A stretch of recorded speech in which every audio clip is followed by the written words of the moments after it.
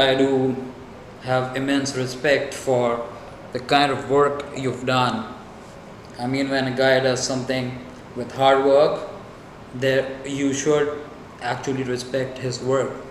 And Uh, you've not only gained popularity, but I as an individual and I as an artist do believe that you deserve a lot of respect for your work. uh, Thank you. Thank you very much. I appreciate that.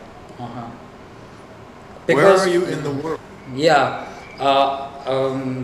basically, Screen Binge is a group of people who are on a mission to basically help people stream and get access to entertainment wherever they are in the world. For example, there are a lot of streaming services out there, but they are not globally available. So we provide them solutions on how to um, bypass the region restrictions and access, let's say, Disney Plus if it hasn't launched in their country, or maybe there are some very beautiful titles on American Netflix and people in, let's say, Singapore can't watch it. So we provide solutions for that. And then Screen Bench basically is totally focused on entertainment. We are entertainment lovers. We are a group of people who love to, just uh, binge watch, and we don't get off our Netflix. So, Screen Binge is, all around the idea of living your life, watching movies, and chilling. And that's how we made a living out of what we love. You son of a bitch. You're a young man. You Yeah, just get to fucking make money watching TV shows and yeah, movies and putting on yeah, headphones and yeah, talking to your computer. yeah, Okay, so yeah. I am so old that when I was your age, I was like cleaning toilet bowls with a toothbrush, that's the truth, by the way. I did do those jobs. That Or teaches, I actually went, sir. I go ahead. respect that a lot because that teaches you how to be humble, and I would not. and that is one reason I believe you are where you are today. Well, thank you. I don't know. Maybe you're right. Maybe you're not. I don't know. Yeah, But there is. It does build character when your head is down by a toilet bowl yeah, trying to clean it. It yeah, amazes me that you can make a living doing this. So good for yeah, you. I'm teasing, but yeah, good for you. yeah. Yeah. So Screen Binge is basically, all it revolves around entertainment. We put out movie reviews and entertainment news, and uh, stuff like uh, hold on a second. Yeah, yeah. So where was I? Yeah, movie reviews and entertainment news, and uh, we interview celebrities and people who are so kind like you. Give us the time. Well, let's do it. Yeah, Thank you. yeah, Let's do it. yeah. Let's do this thing. So, um, Mr. Dixon, I Just call do. me Dar. Just call me Dar, please. Okay, Dar. That's cool. Thank you. That's very very kind of you. So Dar, I personally do know your story, how uh, your humble beginnings, and all that you went through as a child, and I obviously realized that that helped you, prepare better for a, a better life, in fact. So I find your personal story so inspiring that first of all, I would like you to tell the audience all about you from the start. Okay. Wow, that's a mouthful. That's a. How much time do we have? As much as you Um, want. I'll give you. How about I make the little thumbnail, a little tight Sure, picture. sure. So I'm half Iranian. I'm half Mhm. American. I Yeah. was born in Tehran. Mhm. So Farsi is my first language. Iranian music, my first music. Iranian food, Iranian art, Iranian. Sound, smells, taste, touch, the whole thing. Yeah. I came to the United States when I was about 2 years old. Right. Everybody's different. 2 years old, people are like, well, you're only 2, so how do you remember Iran? Fair enough. But for me, it was always a big factor.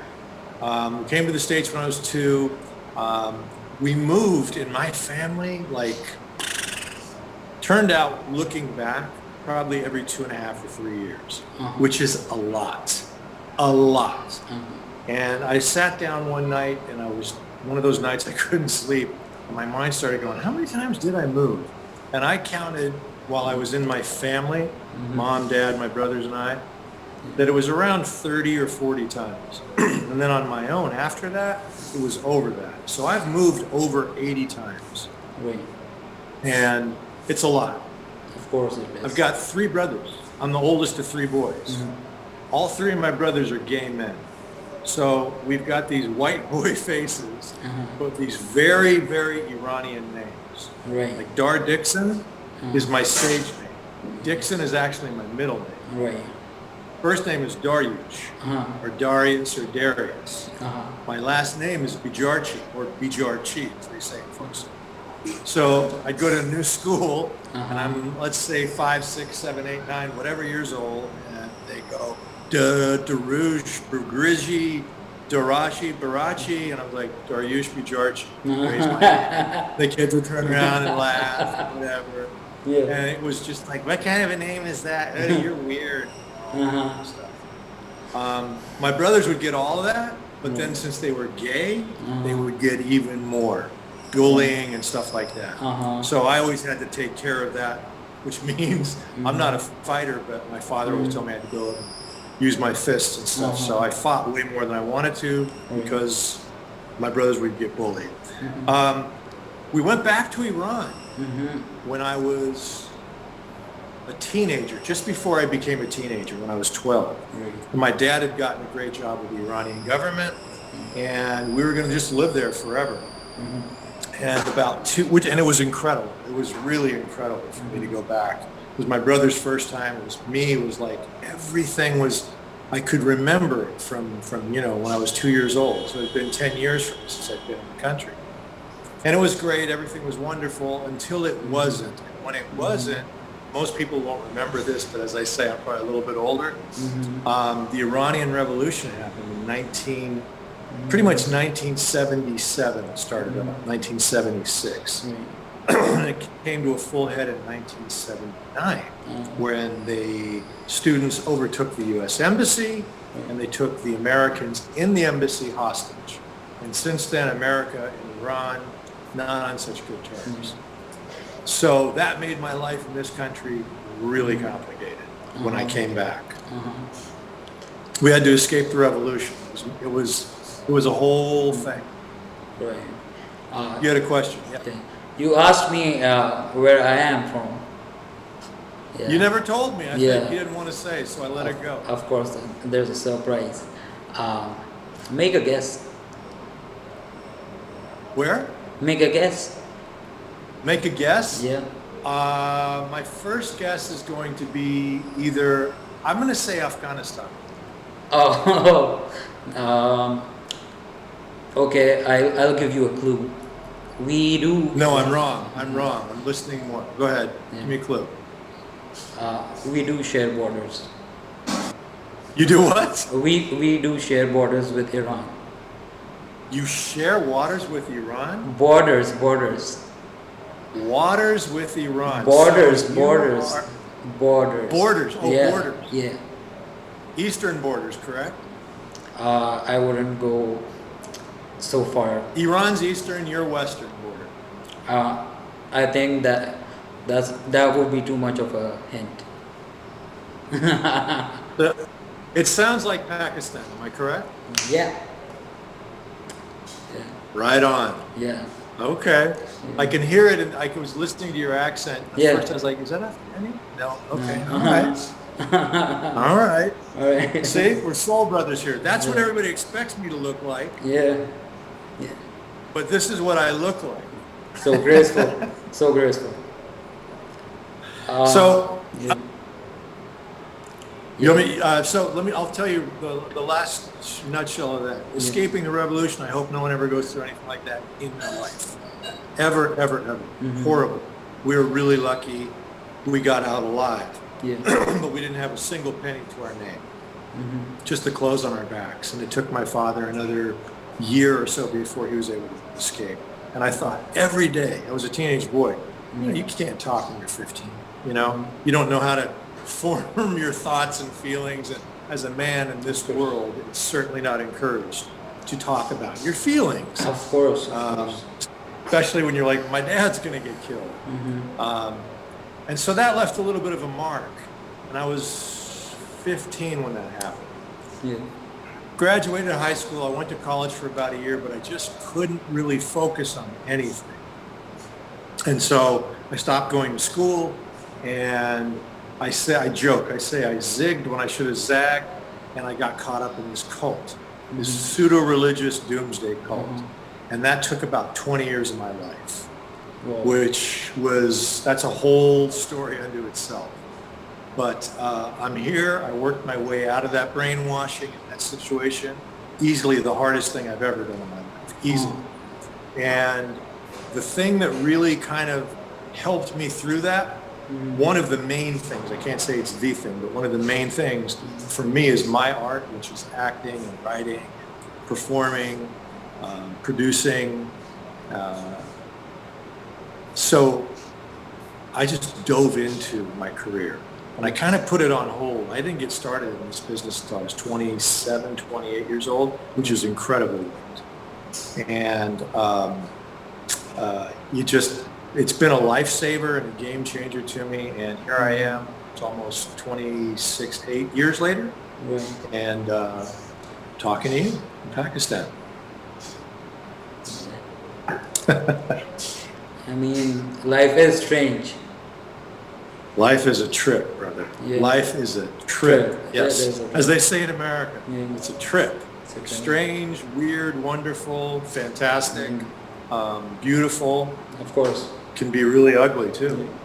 To be honest, let's say 5 or 6 years back, I had no clue I'd be doing all this. You see, I was all into finance and doing a finance job, and then thankfully I just found something that made me happy and made money as well. So things take time. Yes, they do take time. Yeah. Now you find, and everybody's time zone is different, right? Very wise man. Yeah. Very wise man. Yeah. You're saying working in the world of finance didn't fill your soul? Finance? Look, I'm all up for investments, but if you're into finance, you gotta sell your soul to the stock market. Like they say in Hollywood, he sold his soul to the devil.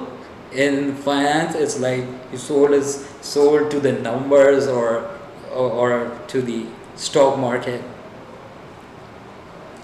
So interesting. Yeah, okay, yeah. You asked me to talk about the art of being Dar, my podcast. Yeah. So may I say something? Yeah, yeah. So the tagline of my podcast is "Art is life, and life is art." Right.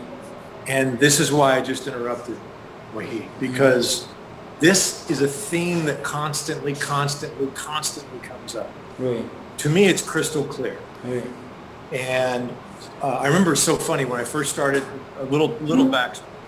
When I first started the podcast, I was asking a couple of friends, like, well, what do you think of the name The Art of Being Dar? Now it sounds like you're full of yourself. Yeah. Like, no. I'm having a laugh. Yeah. And I'm trying to open a conversation. Because what I'm doing is there is an art to being born in Iran. You're half American, half Iranian. You move over 80 times. You've got 3 gay brothers. 3, please allow them to sink in. 3, not 1, 3. Okay. Then you go to Iran. You escape the Iranian Revolution with nothing but the clothes on your back. no money, don't know what's going on. Your father hasn't left the country. Uh-huh. Then you go to school, you can't do well in school, all that. Like, there's an art to it. Similarly, there's an art to your life. Of course. Art imitates life, and life imitates art. So here's this guy in the finance game, yeah, who's clearly interested in making money. Most young men like to do that on some level. Yeah. There comes a point, and I'm old enough to, I can talk about this, even though I never really worked in the financial sector. I have many friends who have, so I've had kind of a ringside seat. They always have this moment of reckoning that you had. And it's always some version of you sold your soul to the devil, or you sold your soul to the stock market, or this is a zero-sum game, or money is just the greed and the money and the power is just so sick and disgusting and twisted, and all of that's true. True. And you decided at that moment that that wasn't going to work for you on some level. Right. And you said, here's the key word, what do I love to do and enjoy doing? Right. That is the most critical question any of us can ever ask ourselves. Right. And no one does. Everyone wants to go and chase the dollar bill, or chase the good-looking guy, or chase the good-looking woman, right? Chase their career, chase this and that. But what really matters is what lights you up inside, and that you would do even if they wouldn't pay you a penny, because you just love doing it. Yeah, especially with fiction. I love to write fiction, by the way. So, I mean, if I write something, I mean, it's priceless for me. There's no amount of money that you can put on it and ask me to erase a dot, because I'm so emotional about it. You see, so I can hear it. Yeah, I can hear it in your voice. Yeah, so I believe you as an artist can understand how it feels when your authentic creativity is kind of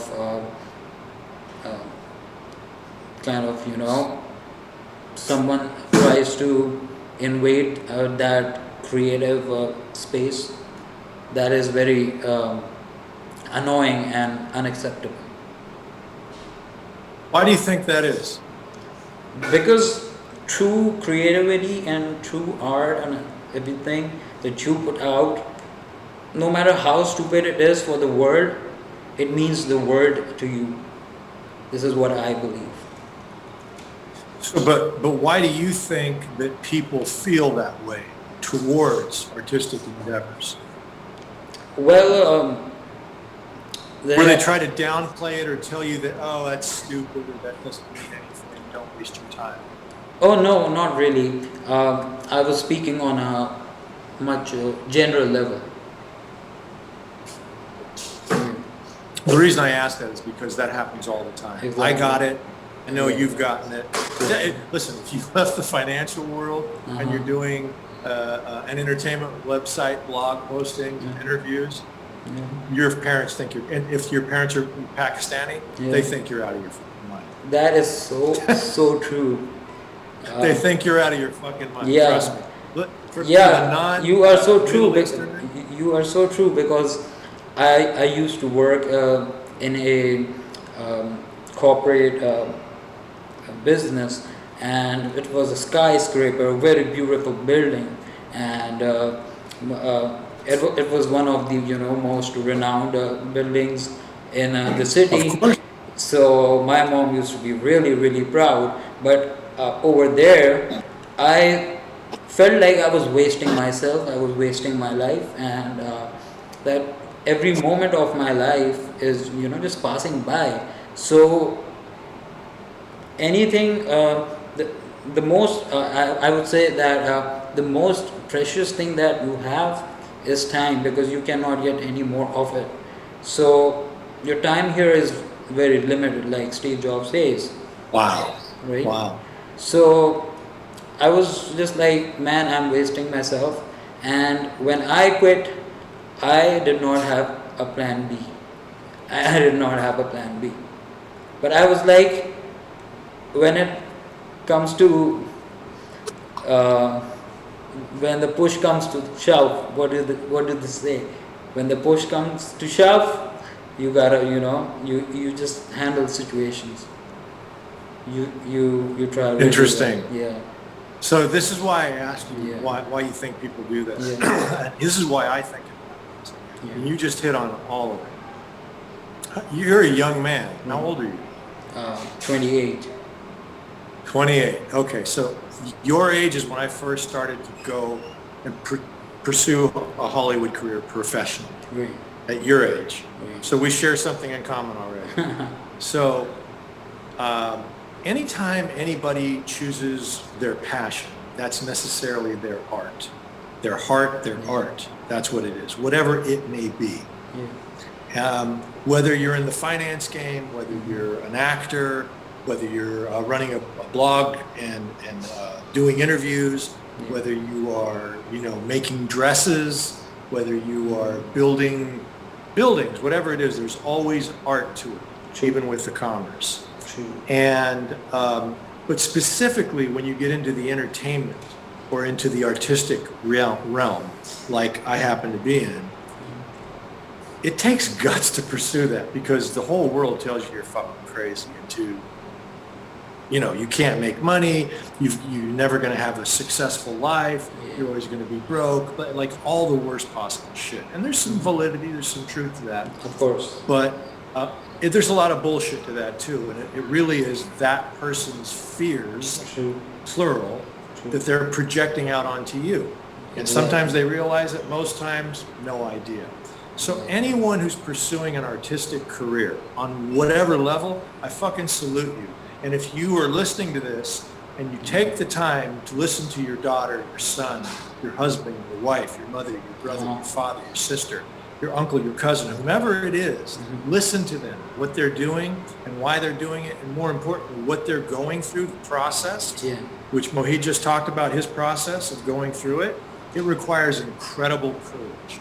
And when people see someone being courageous in the moment, it has varying effects. Unless it's a life and death thing like you see in the movies or TV or on the news, usually you don't get like, hey, that a boy, go for it. Way to go, girl, keep going, yeah. They fucking make fun of you, they ridicule you, they tease you, they knock you down, they berate you, they insult you. Until you make it, and then all of a sudden they're like, of course we knew you could do it. Of course we knew he could do it, she could do it.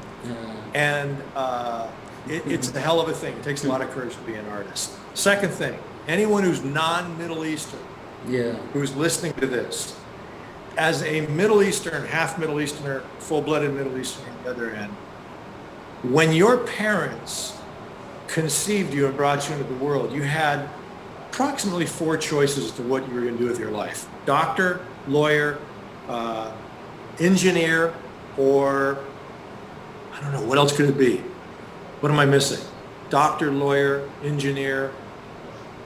Maybe I'm wrong. Maybe it's those 3. That's it. So he didn't even hesitate. There's no blink. He's like, yeah. If you're not one of those 3 things, you're Doctor, engineer, banker, lawyer. Right? Thank you. I knew I was forgetting it. So you're either a lawyer, a doctor, an engineer, or you work in the financial business on a very high level. Very high level. Everything has to be very high level. Of course. Like my father is like, why you don't become engineer? And I'm like, Dad, honest to God. Love that accent. Love that accent. Still having this conversation? Love that accent. Is it bad? Why you can't? Okay. Your parents were like, what are you doing to us? Why? What's going on? Why are you doing? You are embarrassing and bringing shame upon us. Right? What did he say? If you listen to him, he's like, I worked in the biggest building. Yeah. It was the most beautiful, tallest building in all. Of course it was. It's the biggest fucking crooks in the world are the bankers, the financial institutions. Of course they're the biggest building. And your parents feel really proud about it, right? And God bless him. We're just having a laugh. So when he leaves that and says he's going to go do this online thing, trust me, any non-Middle Easterner, you have no idea what this guy's been going through. Like I'm, thank God, I'm affiliated with one of the biggest uh, digital group in the world that my company is a part of, and my mother has no idea. It's the best in our country, and some of its projects are like number one or number two in the world. It's Wow. yeah, and my mom literally she has no idea. She thinks I'm doing some messed up work, something useless out there, and it's really hard to. Are you showing naked pictures of women? Thankfully, No, Mom, no. not doing that. Not doing that. Are you sure? No. Wow. Funny thing. A month or two back earlier, my mom was like, "Do you watch dirty stuff on your phone?" And I'm like, "Mom, I'm 28. I'm past that age, way past that age. What are you even talking about?" He's lying.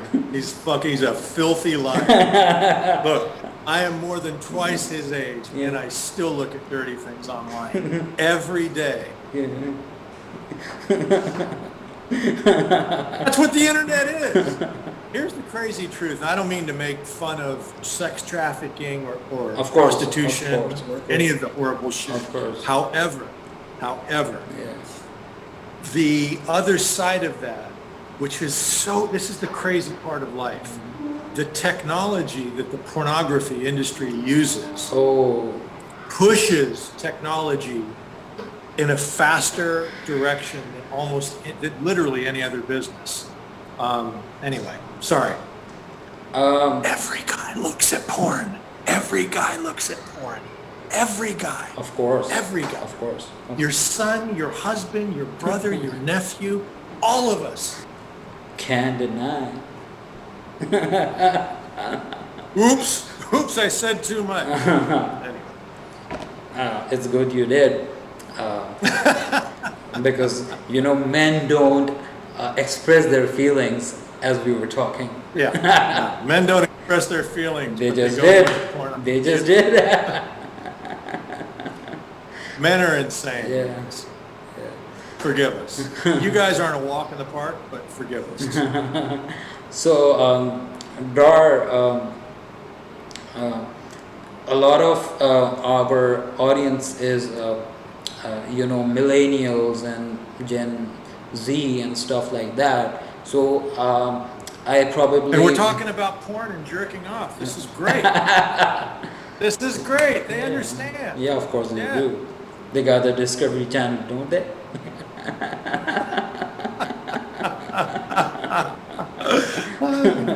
So, I won't be focusing on your older movies as they might not be aware of them, but you've been in these really great shows and movies like NCIS,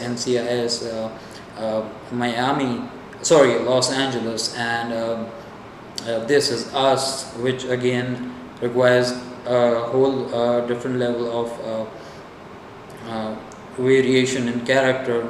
And then you've been in Grey's Anatomy as well, Yes. which is like so very popular even here in Pakistan. There are so many people that follow the show. So Yeah.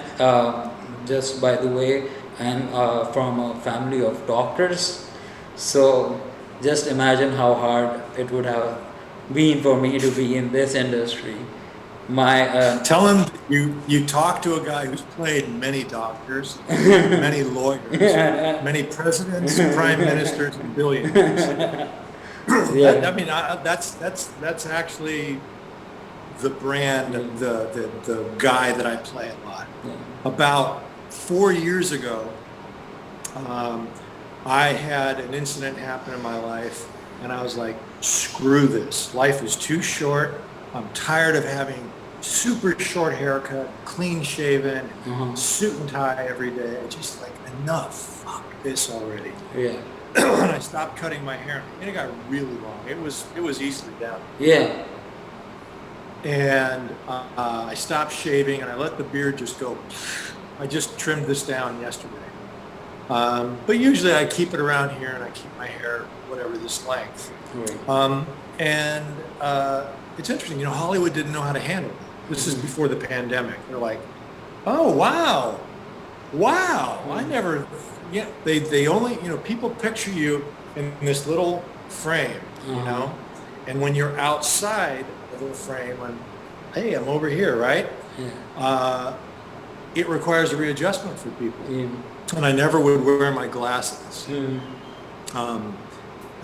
I like to be able to see things. I can't see things that are up close, so I'm nearsighted. So I'm reading. It has the progressive lens, and you would think they were meeting a whole new person because I had glasses on and I looked like this and I wasn't in a suit and tie. And to be fair, okay, I understand it. And the other part of it that people say all the time, well, they're creative in Hollywood. Well, that's true, but it's also a business. True. So, it's an interesting time. I used to hear, I'll put it this way, the way I've been talking today can be a little shocking. We're talking about masturbating, pornography, and we're talking about Middle Eastern cultures, and, right? The way I look, that guy that I play, Mr. Clean Cut, the billionaire, whatever, I would talk like this, looking like that, in a suit and tie on set. And people would look at me like, you don't sound anything like you look. Yeah. And I could never really put two and two together until after I'd grown my hair out. I looked back at some of my pictures and I was like, who the fuck is that guy? Yeah. Who is that guy? And I got a lot of pushback from friends. Cut your hair, shave. And my response is, fuck you. Thank you, but go fuck yourself. Yeah. And anyway, I enjoy it. But I've got. First of all, I've got about another 5 minutes before I have to get off.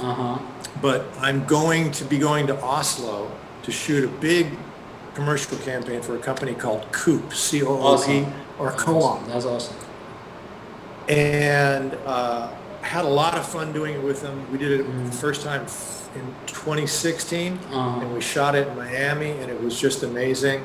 And since then, not only has it been very successful, but the entire country of Norway, there's let's say Tom Cruise, and there's Dar Dixon right underneath Tom Cruise. So in Norway, I'm a big star. In my own country, maybe not quite that big. But I'm looking forward to that. It should be a lot of fun. A little tough to travel and you're the third actor who said that I think I'm not popular. So, yeah. I don't look. I know who I am and I know where I am because that's the nature of my business. No. And at the same time, I don't give a rat's ass. But attention and popularity are the currency in my business. My friend just messaged me a while back, and he was like, "Wanna go out?" So I was like, "I gotta interview someone," and he's like, "Who?" And I'm like, "Dar Dixon," and he's like, "Are you?" And he's like, "Who?" No, he's like, "Are you effing kidding me? Dar Dixon?" Really? Yeah. You're sweet. You're sweet. That's very kind. I'm telling you the truth. Thank you. Yeah. Thank you. Yeah. Even when I told mom, and she was like, "Seriously?" I'm like, "Yeah." You finally doing some. We're friends now. We're going to be in contact. Yeah. I'll come back and do this again. We can go into more stuff. Right. I want to hear more about the financial world, and then I'll tell you a story about an old family friend of ours who got caught up in the financial scam, a big financial scam, huge. Yeah. Now I won't say any bit more. That's called teasing. Stay tuned for the next episode. That's the art of the Dar. That's the art of being Dar. There you go. Yes. Right.